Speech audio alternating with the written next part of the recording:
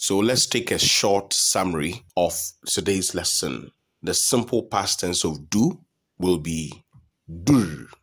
The simple past tense of kun will be kum. The simple past tense of ko will be kor. And the simple past tense of to will be tor. I know for sure you have really enjoyed today's lesson. Please, if this is true with you, kindly subscribe to the channel. If this is your first time here, please share the video and like.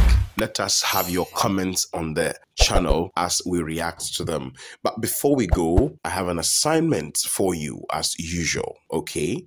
Please try your hands on the following. I have two verbs, two of these special verbs we have just considered in a sentence. This is what you are going to do. You are going to change the following underlined verbs from simple present tense to